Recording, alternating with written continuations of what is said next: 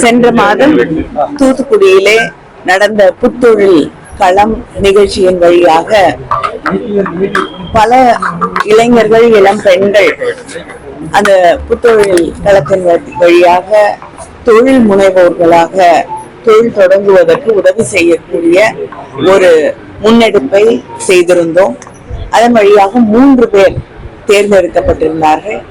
அந்த 3 பேருக்கும் முதல் தவணையாக 2 லட்சம் ரூபாய், அவர்களுக்கு மொத்தம் 10 லட்சம் ரூபாய், தலா ஆளுக்கு 10 லட்சம் ரூபாய் என்று வெற்றி பெற்றவர்களுக்கு அறிவிக்கப்பட்டிருந்தது. முதல் தவணையாக வழங்கக்கூடிய அந்த 2 லட்சம் ரூபாய் இன்று வழங்கப்பட்டது. விரைவிலே அடுத்த கட்டமாக அடுத்த 2 கட்டங்களில் மீதி மொத்தம் 10 லட்சம் ரூபாய் அவர்களுக்கு வழங்கப்படும்.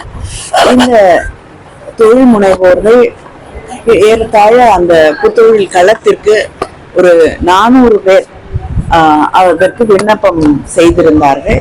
அதில் தேர்ந்தெடுக்கப்பட்ட சிலரை இன்று மறுபடியும் அழைத்திருக்கிறோம். அவர்கள் அன்று வெற்றி பெறக்கூடிய வாய்ப்பை இழந்திருந்தாலும் அவர்களுக்கு அரசு கொண்டு வந்திருக்கக்கூடிய திட்டங்களின் வழியாக அல்லது வங்கிகளில் இருக்கக்கூடிய திட்டங்களின் வழியாக எப்படி உதவி பெறுவது என்பதற்கு அவர்களுக்கு உதவி செய்வதற்காக, அவர்களுக்கு உறுதுணையாக இருப்பதற்காக அவர்களை இன்று அழைத்திருக்கிறோம். நிச்சயமாக அந்த ஸ்கீம்ஸ்ல அவங்களுக்கு எப்படி அவங்களுடைய தொழிலை தொடங்குவதற்கான உதவிகள் கிடைக்கும் என்பதை பற்றி அவர்களுக்கு ஒரு கைட் பண்றதுக்காக இந்த சில பேரை தேர்ந்தெடுத்து மறுபடியும் அழைத்திருக்கிறோம்.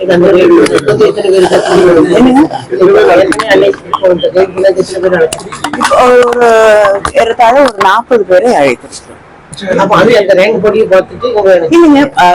ஒரு ஃபைனலிஸ்ட் வராங்க இல்லையா, அவங்களெல்லாம் நம்ம அழைச்சிருக்கோம்.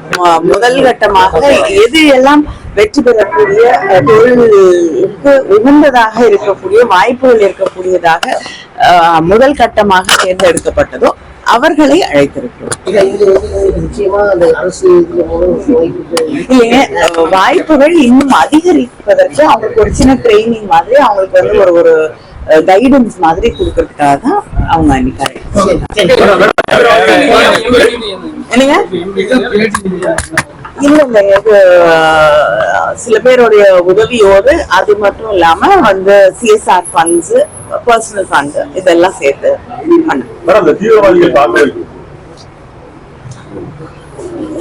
நிச்சயமாக இது அதை பற்றி பேசுவதென்றால் எல்லோரையுமே மிகப்பெரிய அளவிலே பாதித்திருக்கக்கூடிய, அதிர்ச்சி அளித்திருக்கக்கூடிய ஒரு மிக பெரிய சோகமான நிகழ்வு அது.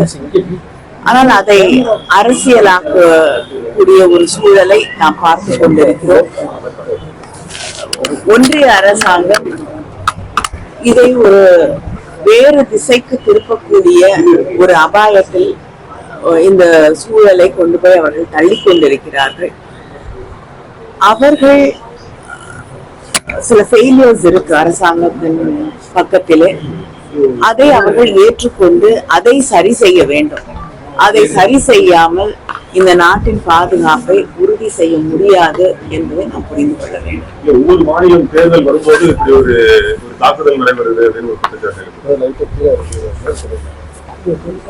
தாக்குதல் நடைபெறும் பொழுது அதை அரசியலாக்கி அதிலிருந்து ஆதாயம் அடைவது, சில சூழ்நிலைகளை உருவாக்குவது, இது எல்லாமே நாட்டுடைய பாதுகாப்பிற்கு ஒரு மிகப்பெரிய பங்கமாக வந்துவிடும் என்பதை யாராக இருந்தாலும் புரிந்து கொள்ள வேண்டும்.